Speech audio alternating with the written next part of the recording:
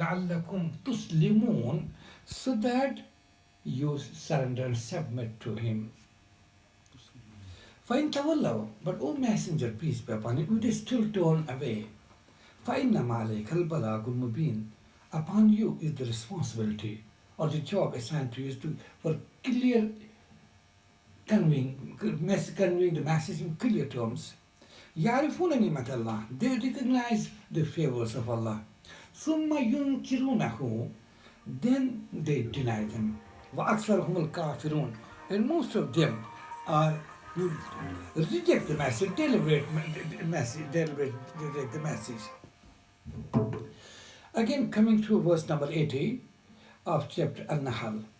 Wallahu, and it is Allah, Ja'ala lakum, who has made for you, min buyutikum, from your houses, sakana, alhamdulillah, jazakallah, buyutakum, your house, in your house is sakana, place of peace and rest. Waja'ala lakum, and he has made for you, min juludil an'am, from the hides of the animals, buyuta, the houses that mean tents, tastaqifunaha, which you find light. Yawmazanikum, on the day of your journeys and travels. Wa yawma ikamatikum, and on the day of your encampment. Wa min aswafia, and of their wool, from their wool. Wa awbariha, and far. Wa ash'ariha, and from their hair. Asasa, the things of your common use. Wa matan ilahin, and spending in this world, in this life, for a period. Wallahu, and it's Allah, Ja'ala lakum, who has made for you, mimma khalaq, out of what he has created, zilala, shadows. Wa Ja'ala lakum, and he has made for you, min al jibal, in these mountains, or these mountain ranges, aknana, the shelters. Wa Ja'ala lakum, and he has made for you, sarabil, garments, taqikum al-har, which protect you from the heat. Wasarabil, and the garments is made for you, taqikum basakum, which protect you during warfare. Kadhalika yutimmu ni'matahu, and thus he completes his favors upon you, la'allakum tuslimun, so that you submit or surrender to his authority. فَإِن تَوَلَّوْا, O Messenger, peace be upon him, if they still turn away, that if they don't pay any attention to all these signs,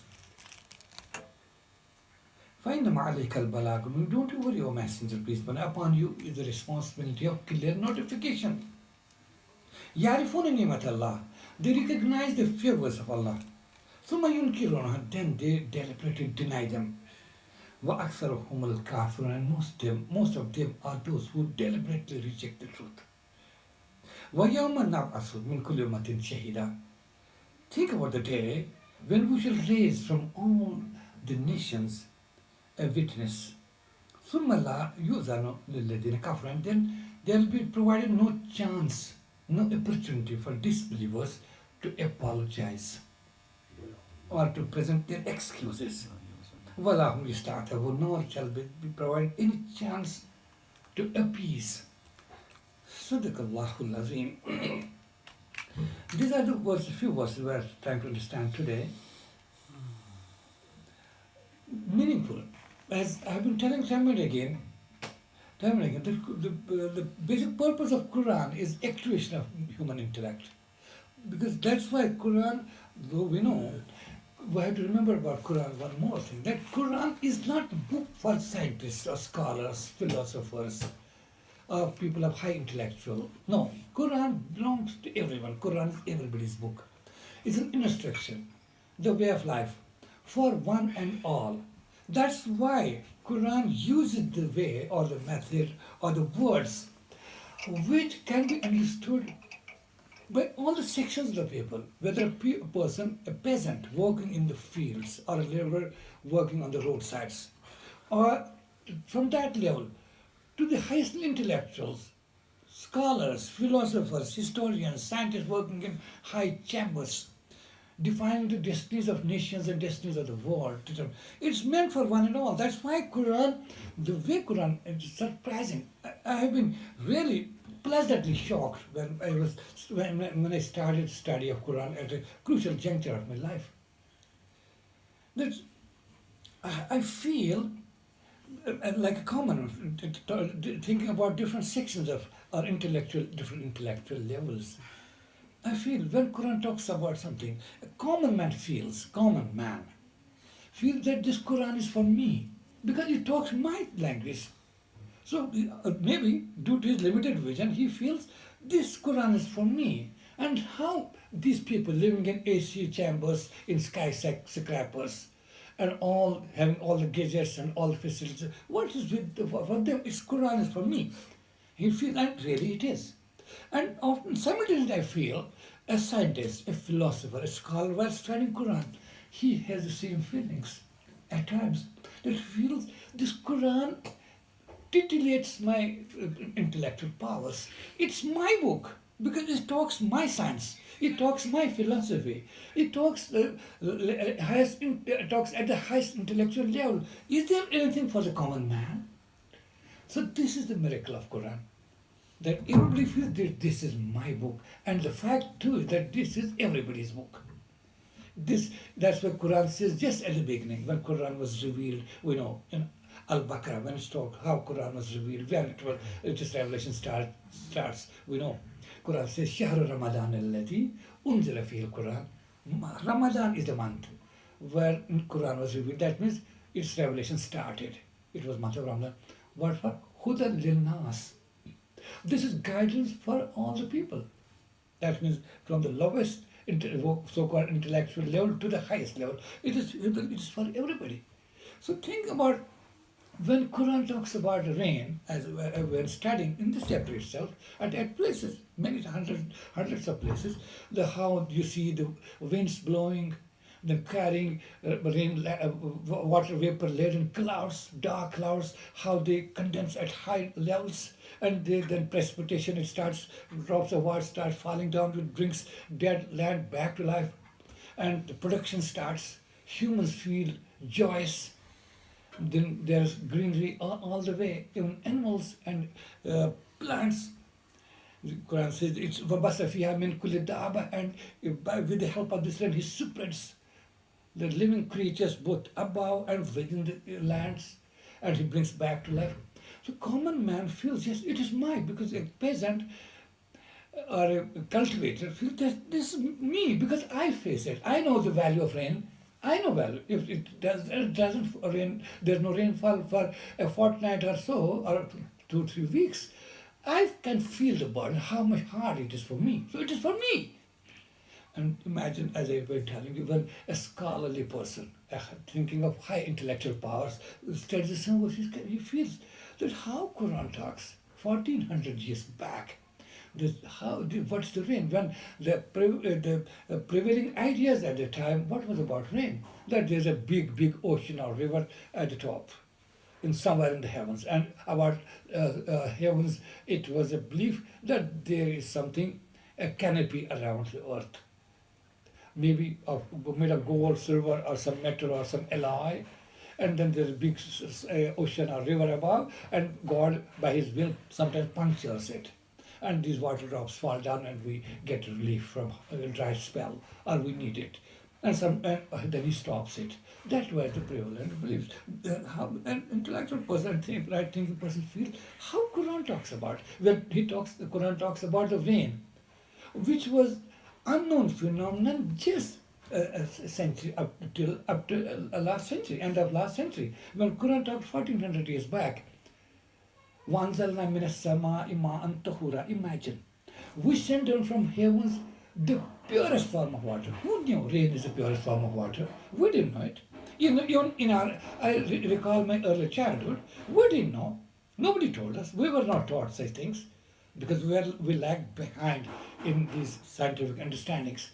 Imagine about 50 years back, 100 years back, who knew that water is the purest form of water? Because now we know it.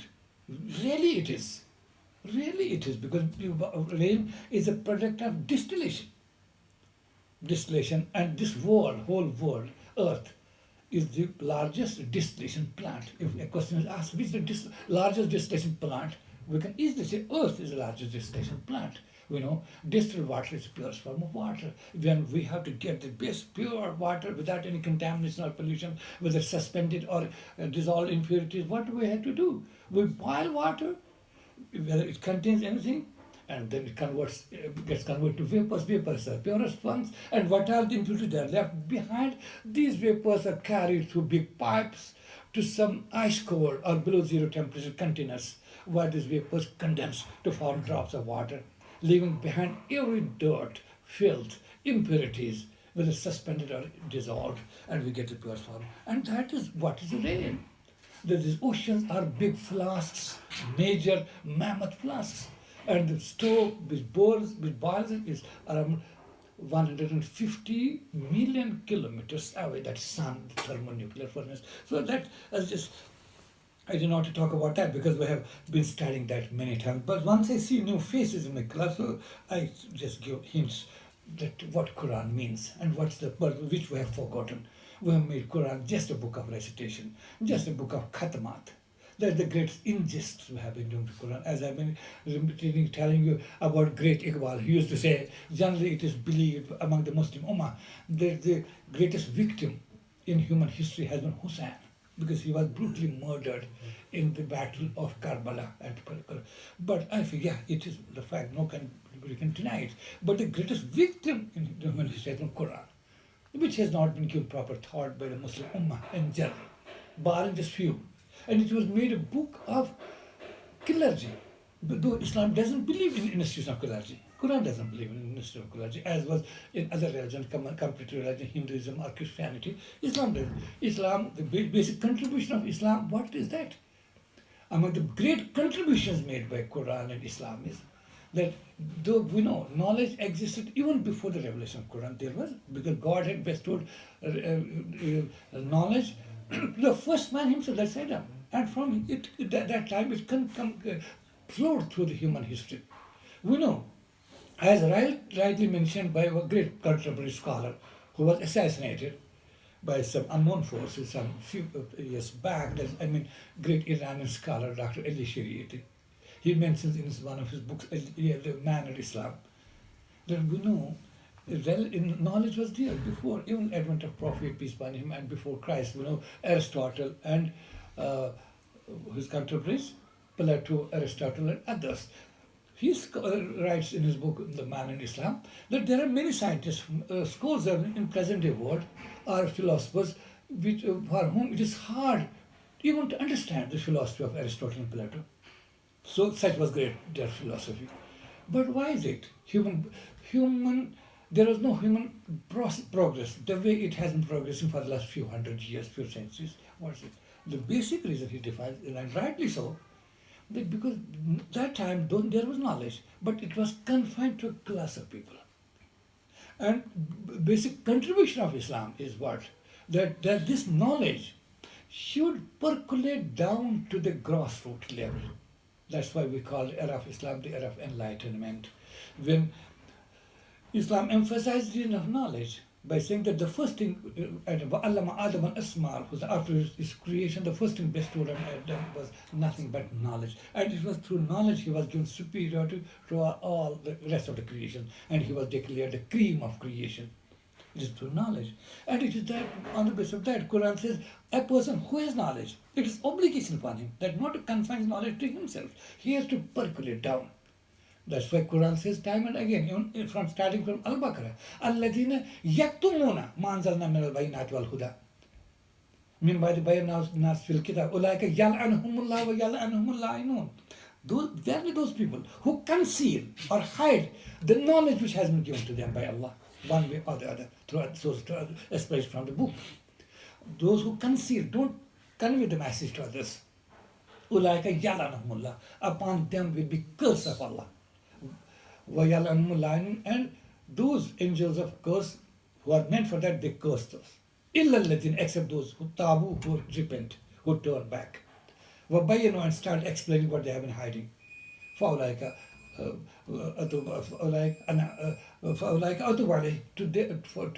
them I turn in mercy.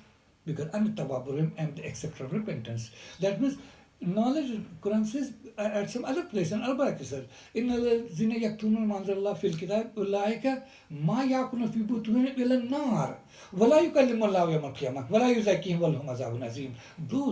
Those who have knowledge, but they conceal. They don't convey to others. They don't try to convey to masses. These are the people who fill their bellies with fire. أُولَٰئِكَ مَا يَأْكُلُونَ فِي بُطُونِهِمْ إِلَّا النَّارَ. They fill their bellies with nothing but fire. Imagine, filling their bellies by fire means the ultimate destruction, ultimate disaster. But Quran doesn't stop here. But because considering knowledge is even a greater sin. Quran says, "Wala yukallimullahu yamal sorry, wala ma yakulun illa fi butun illa nar." They fill their bellies with fire. Number two, imagine, "Wala yukallimullahu yamal qiyamah." Allah will not talk to them on the day of judgment. "Wala yuzakkihim," nor shall He purify them. What was there is nothing left now. But seeing the intensity of the sin that comes in knowledge and not conveying to others, Quran says, "Wallahum azabun azim." Over and above, for them will be the greatest punishment in store. So imagine. That's why Prophet, peace be upon him, used to say, "Talabul ilmi fariidun ala kulli Muslim." Acquiring knowledge is incumbent for every man, believer, whether male or female. Utubul ilma min al-mahdi ila al-lahd. Acquire knowledge from cradle to the grave. And Prophet, peace be upon him, did it. And that's a contribution that in our previous times, pre-Christian era, we talk about the scholars which I mentioned just now, though there was great knowledge, but it was confined.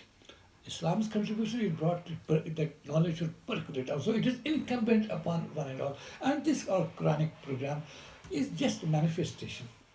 Of course, it's a smaller level, at a ground level of this, that whatever knowledge we have to share it with others, we have to convey. Otherwise, and it is incumbent upon the participants. We are studying Quran. We are studying Quran here.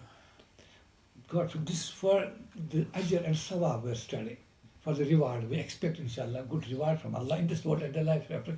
But we should be careful enough, lest we fall in this trap of satanic trap. If we do not convey to others, if we don't conduct our classes, which I have been telling you here and in every class from day one, that it is incumbent. Once a student or a participant joins this class, he has to make 3 pledges. Number 1, right from today, I shall read Quran daily. I shall not miss Quran, even if it is just 1 or 3 verses. I have to study daily. All right? You have to take care, please. Number 1. Number 2, whenever I read, I shall not go just by recitation, but whatever I read, I shall understand, try to understand those verses. Number 2.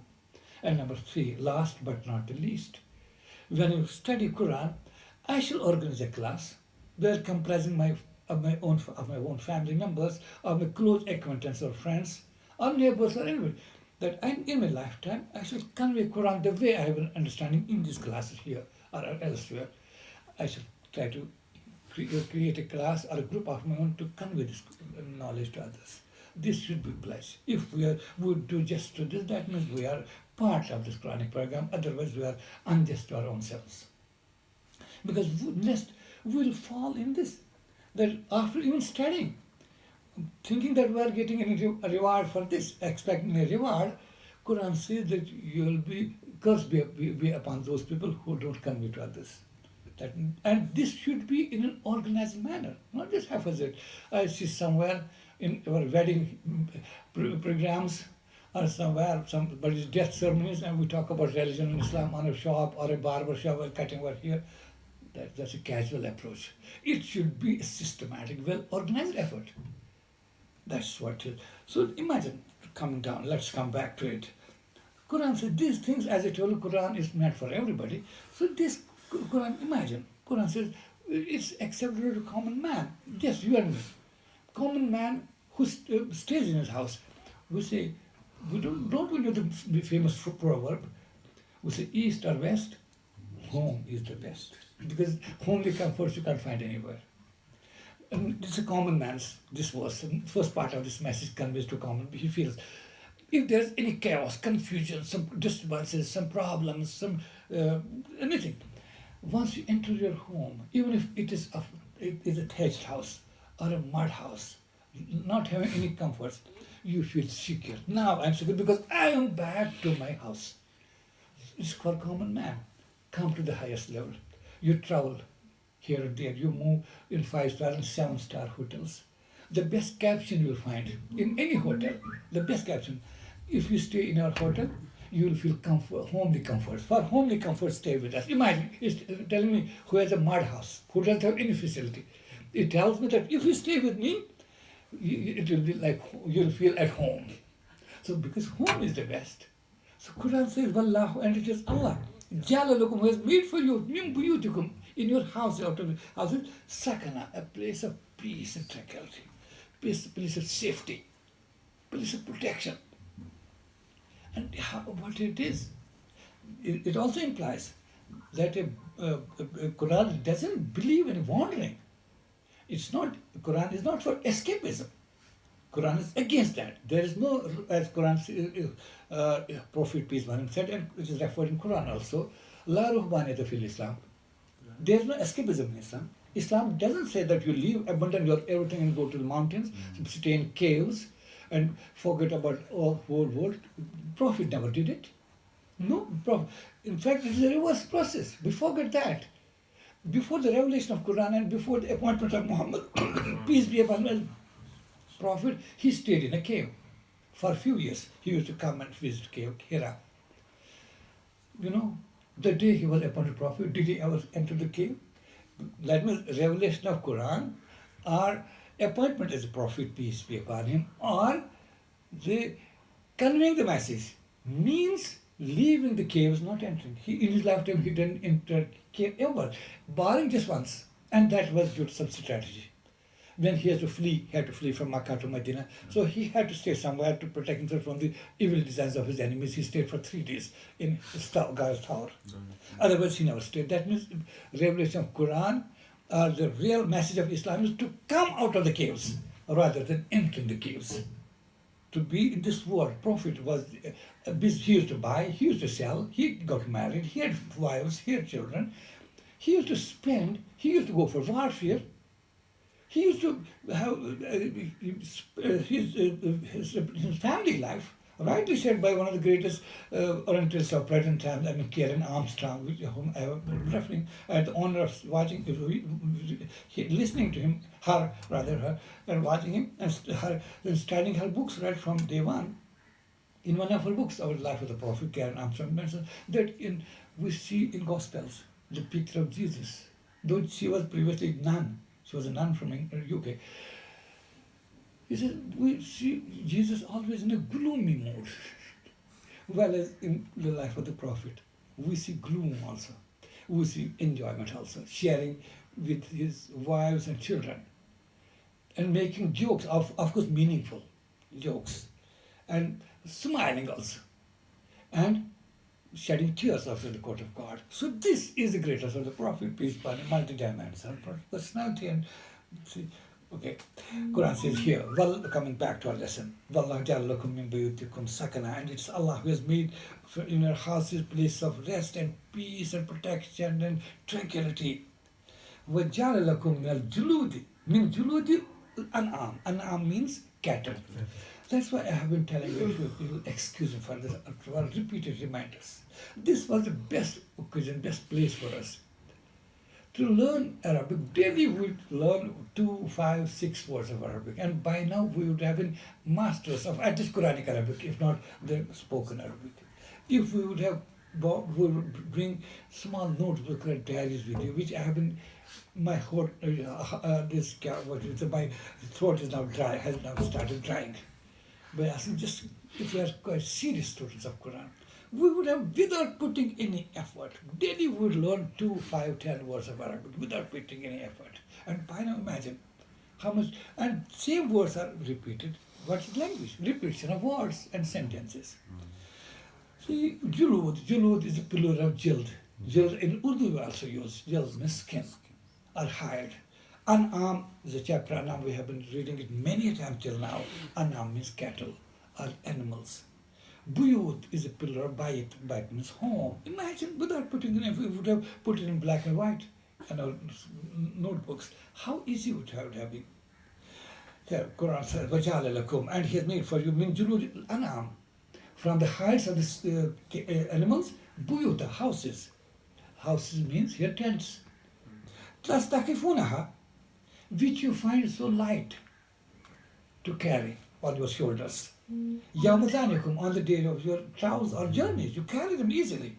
وَيَوْمَ إِقَامَتِكُم, and on the day of your encampment, when you stay somewhere, break your journey, and it's so light, so easy to handle. So, Quran, so this is food for thought. You have to imagine where from this all come. It comes from the animal skin. We have some animal experts here. So it may be hard for me to explain the way it should have an explanation, but in a crude layman's language, imagine, which I have been telling you here in this class, we have cattle, we have animals. What do we feed them? All the rejection. We sow the seeds, we get best harvest. Take about, for example, rice, the common food of our valley. We harvest it and then thrash it. And when we are sure that not even a single grain of rice is left, like this seed or grain of paddy is left in that, excepting dry, yellow, lifeless grass having no value. If you are asked to eat a bit of it, you'll abhor it. You'll rather go hungry than to eat just a stray of grass. Would you?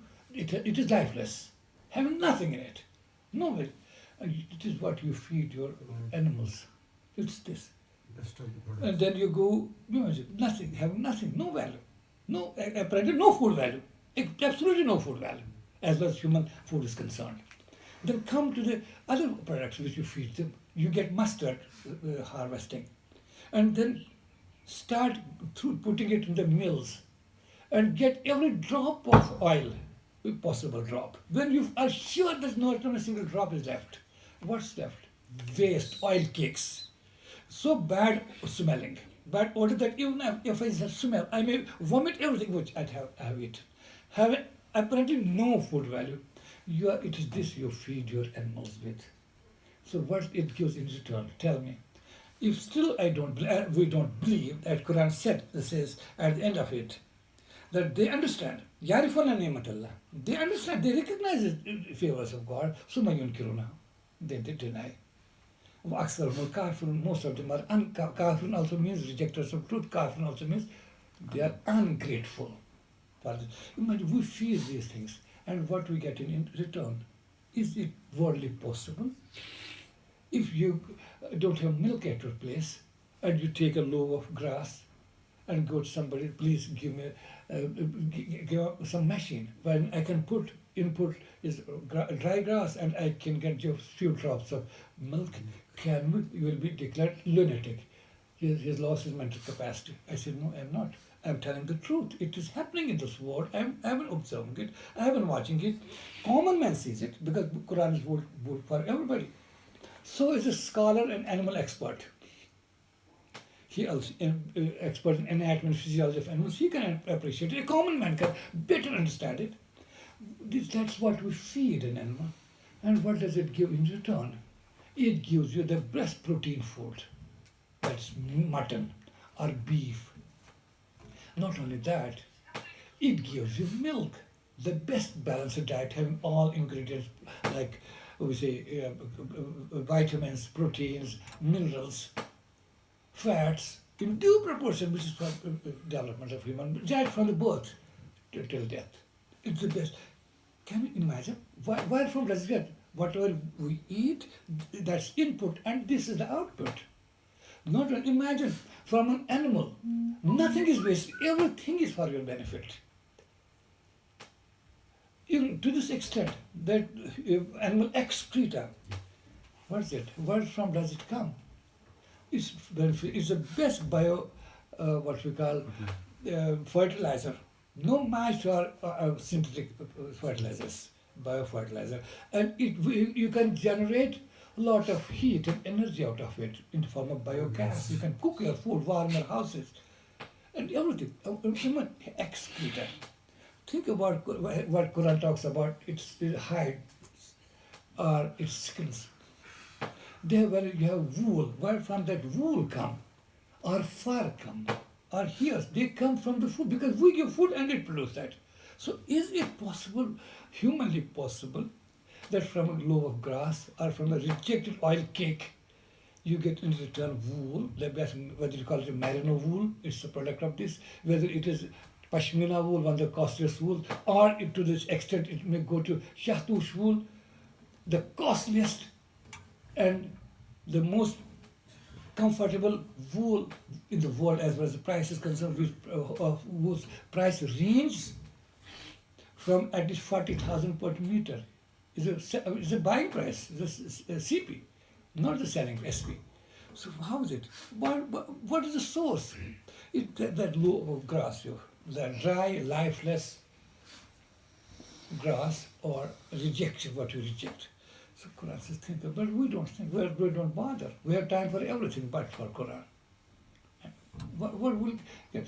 That's why I again make a request.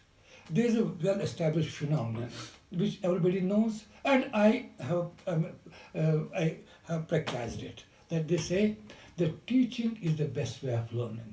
If you want to learn, forget about rest of things. If you want to learn more and more Quran, teach Quran to others. You'll feel that you will be the best learners, you will be best beneficiaries yourself. But since we don't do that, we don't do that. We have not been doing. I'm sorry, we have not been doing it for this. I asked somebody in my class, then why don't you start your own class? He says, I'm in the class just for 1 year. How can I understand? I said, what are you talking about? I'm not convinced. You know, the time when I started this Quranic program, the day when I learned just one verse of Quran. I recall the day, at the age of 17, I recall, when I learned the first Zalik al-Kitab al-Arab. If it is the book, this person is a living example, our new friend, because he perhaps belongs to that era of our class, Quranic classes, just when it was in the beginnings, infancy. When I learned Zalik al-Kitab al-Arab, this is the book, while no doubt is conceivable. This stirred my mind, how kind of book it is, how much confidence it instills in its reader, that this is book, doubt-free knowledge which it conveys to you. I have started Quranic classes that day. I asked my closest friend, who was my class fellow also, I said, you study Quran? He said, how come I can't? I said, I can help you. The verse I used to learn on mornings, I used to make them, he can understand in the evening. And that was just one student, that's the first entrant. Alhamdulillah, the rest is history. So how come, if somebody amongst the Muslims tells me, I'm not in a position, sorry, because I've been just here for the last 2-3 years, how come unless I learn, excuse me, didn't our Prophet advise us, Balighu anni walau ayah? That was this message. Convey to others even if you have knowledge of a single verse, but do it systematically, not just as a casual approach. You are moving in a bus, you are traveling in a plane, okay, that's also may help you. But that's not the way. A Muslim, as our Prophet taught us, should be systematic in his approach in all the areas, and particularly the transmission of Quranic knowledge. So we have to do it. If you lack something still, I tell you, I give a best prescription, what I have been practicing for the last 40 years. Then start teaching others. You will learn more and more. You will learn. The things you learned during the last, if there are students here in this class as studied for 5 years, be sure if you start your own classes at your own places, you will learn 100 times more in just 5 months what you have learned by listening all these discussions for the last 5 years.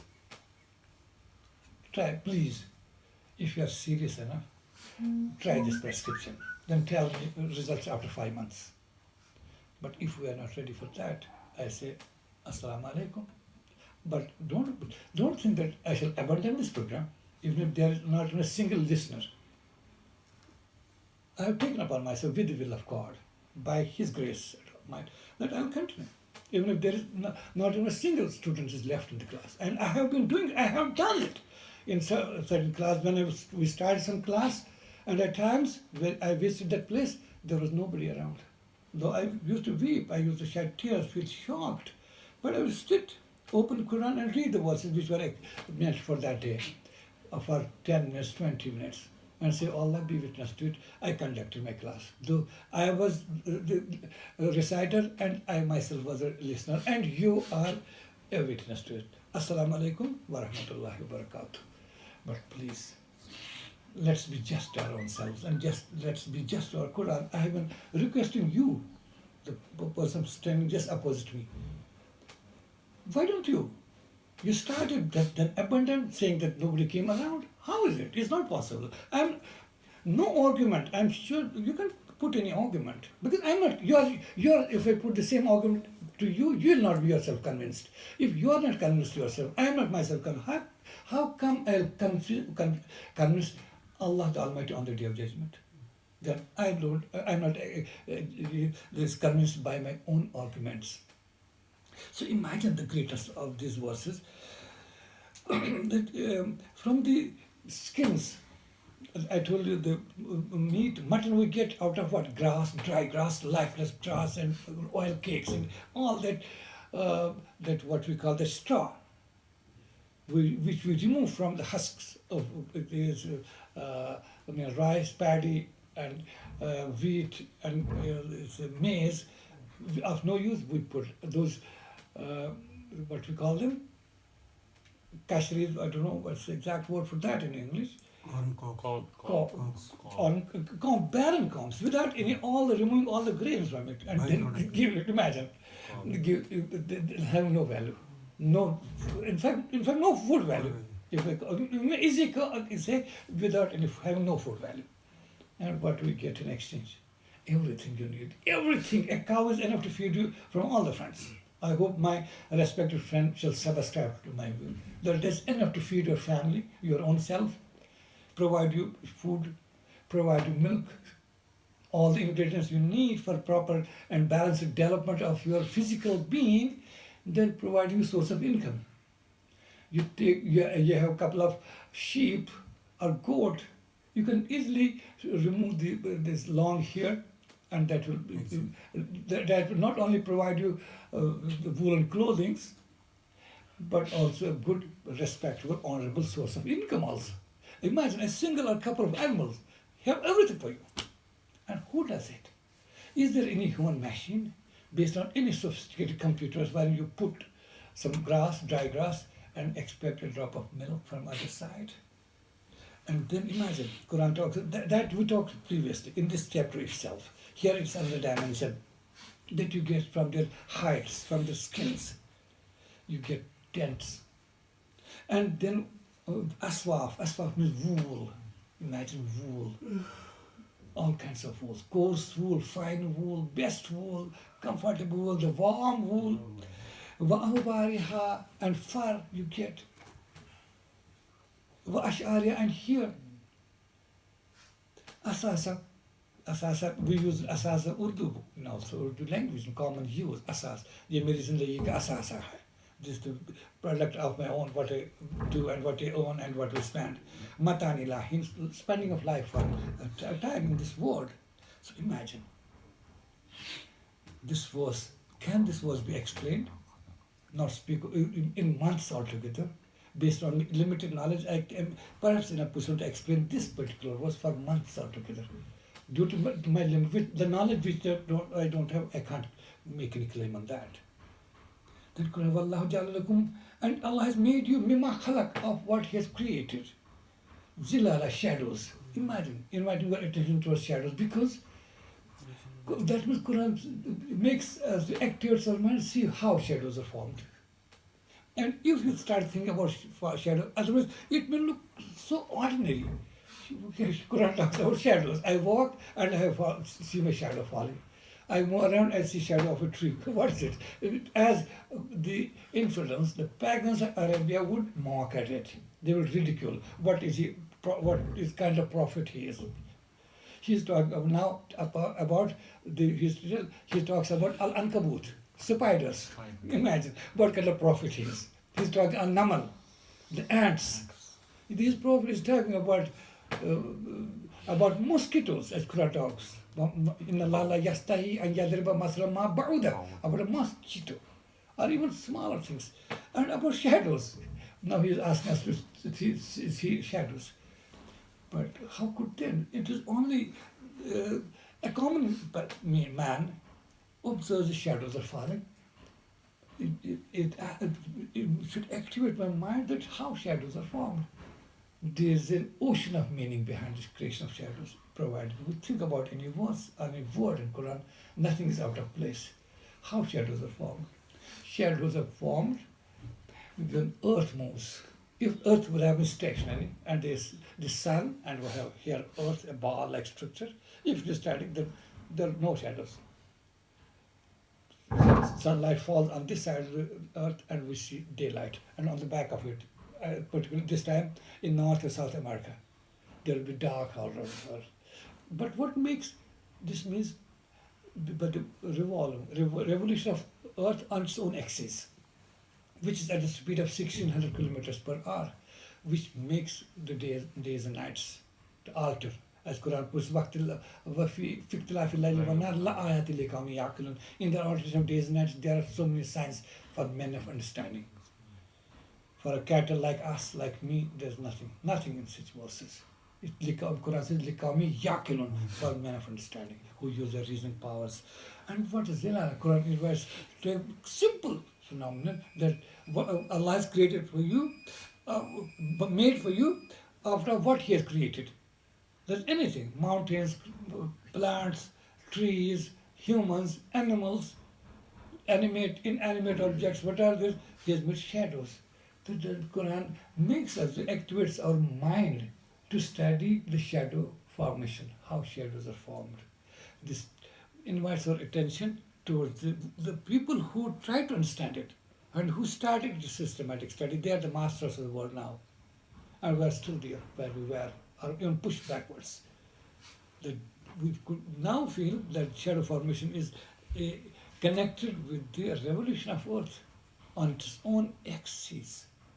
And that makes days and nights. That makes photosynthesis process possible. Otherwise, there would have been no photosynthesis if there would have been only light on Earth or only darkness. Because photosynthesis process is only completed by light and dark reaction.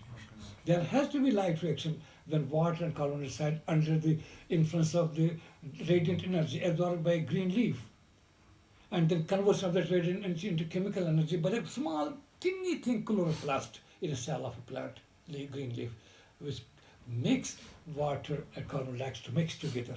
But this half mixing during daytime, unless and until it is followed by a dark period, that's night, which completes this process. Because in the initial stage, during light, only splitting of water takes place. Water splits into H and OH.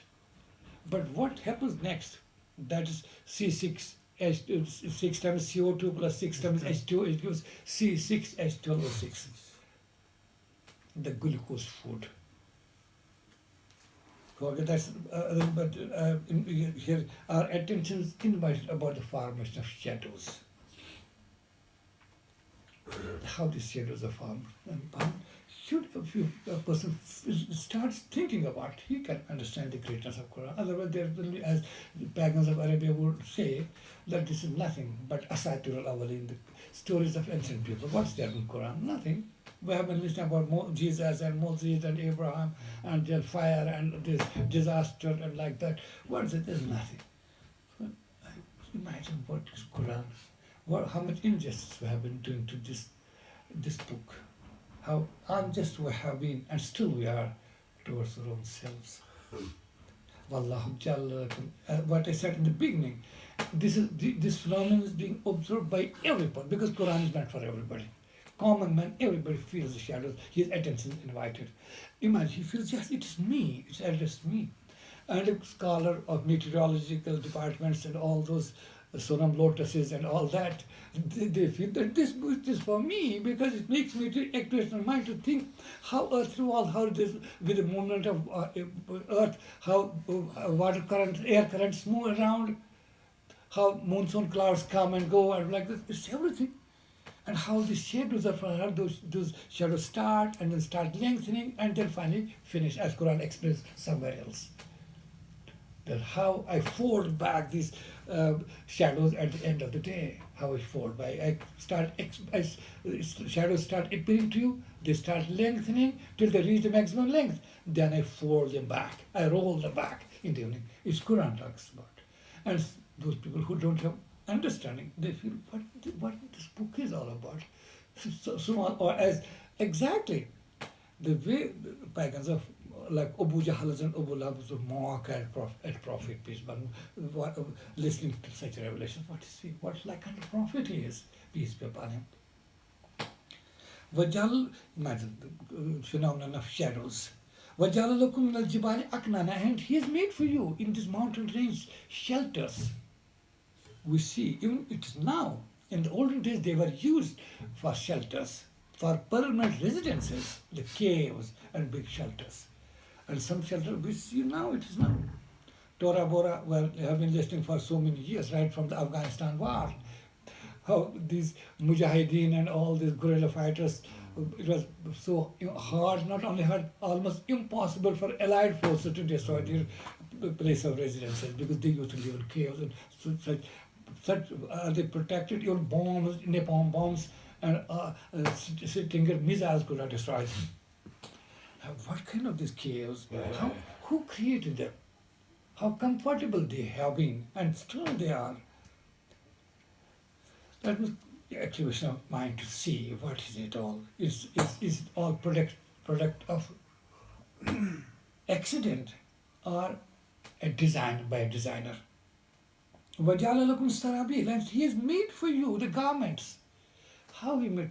Quran, you imagine, everybody wears whether ordinary clothing or highly comfortable, well these clothings. Everybody wears, so it is meant for everybody. Think about what you have we ever thought what we wear, where does it come from? We have been wearing, we have been buying, we have been wasting our money on it, but now Quran, imagine such small things Quran invites our attention to. If you think about your clothing, you'll see the greatness of God. The things you wear, they're also the plant products. They come from earth. Earth is in fact it provides you only because you sow a seed, cotton seed. What is it? Seed. It grows. And at a particular stage of its maturity, there's some bud formation, there's some flowering, and you see cotton balls coming up. God, imagine, where from does it get all this? From earth itself. And of course, with that photosynthetic process also. And mixing of the two, from joining of all the four earthly and heavenly forces together, make a plant produce cotton balls, which we weave.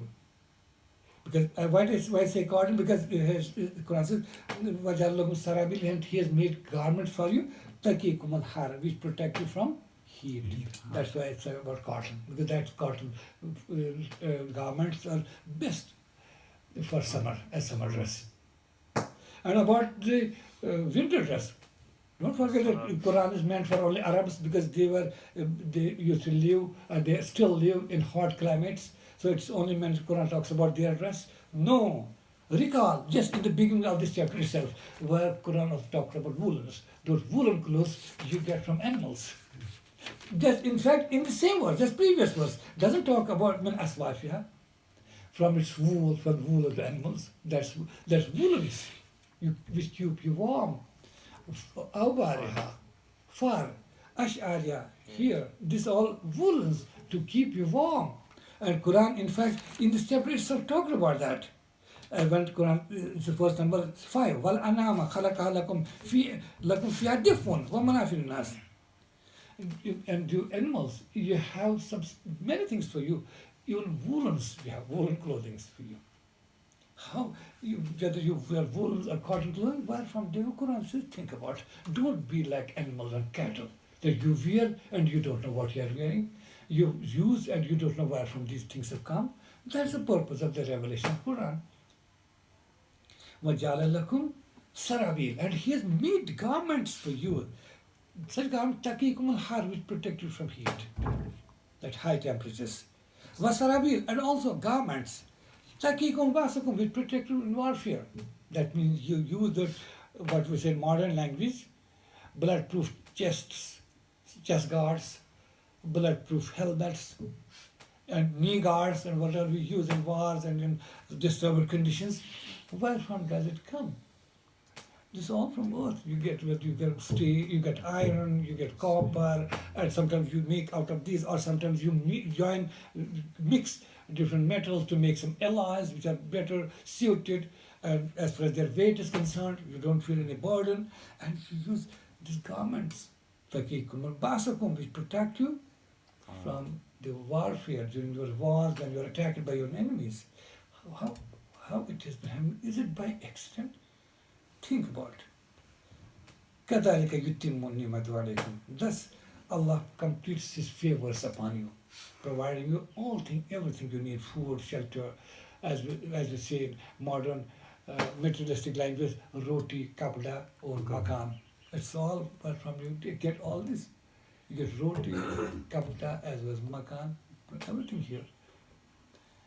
كَذَلِكَ يُتِمُّ النِّعْمَةَ عَلَيْكُمْ. This way He completes favors upon you, لَعَلَّكُمْ تُسْلِمُونَ, so that you bow towards Him. That means so that you accept these favors that they have been provided by the Creator, by the Designer, by the Lord, by the Nourisher, the Sustainer, the Cherisher, the Provider, and you accept His supremacy and are grateful to Him. That's the purpose of Quran.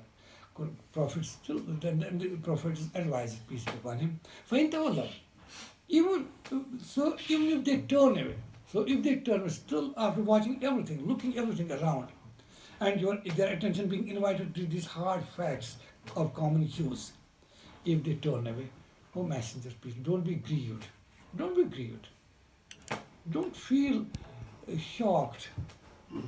Don't, because فَإِنَّمَا عَلَيْكَ الْبَلَاغُ, because upon you is the responsibility of only the clear notification to convey the message. But rest, now the ball is in their court. Whether they accept it is for their betterment. They reject it just for their own, they are uniting distraction for themselves.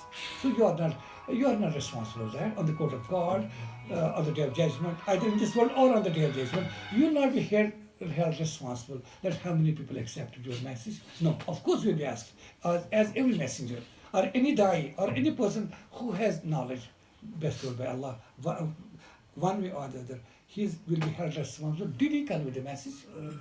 Not how many people he convinced and they made them to follow. That has never been the responsibility of the prophets, peace be upon them all. Not speak of the responsibility, your and my responsibility. No, how come? How can that be? So we close here. Thank you very much. ربنا تقبل منا إنك أنت السميع العليم وتب علينا إنك أنت التواب الرحيم. I hope, please don't put me to shame if next time or at some time I ask you, have you started conveying message in an organized manner? Have you started your own classes? Please don't put me to shame. When our heads will bow, no, not yet, because we are not well equipped now. Still we are not well equipped. While staying in this class, as in another class, if we are 20 participants here, I feel we are not 20. These are in fact 20 classes working simultaneously. If I'm a class of 30 or 40, I feel we are not 40 just participants. These are in fact 40 classes working simultaneously. Please do it. Do a favor to me for your own selves. Favor to donor, be indebted to Quran, and be grateful to Allah the Almighty.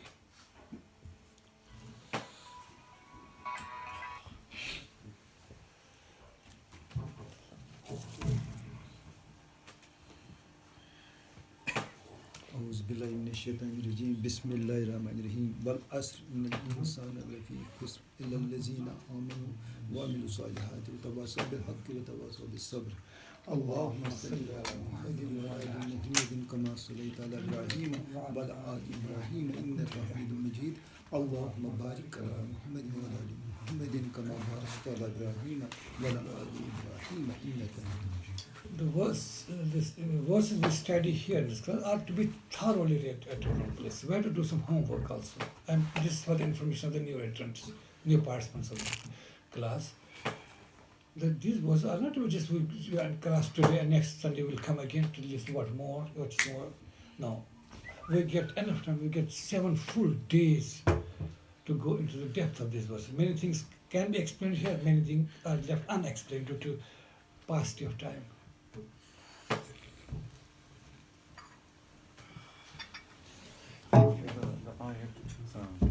وما أمر الساعة إذا قد ما هي وما أمر الساعة إذا اقتربت. Does it mean Qiyamah is near, or once it No. starts it finishes within a twinkle? They would say, introducers would say, our pagans, how come this vast universe, earth, this star, this planet,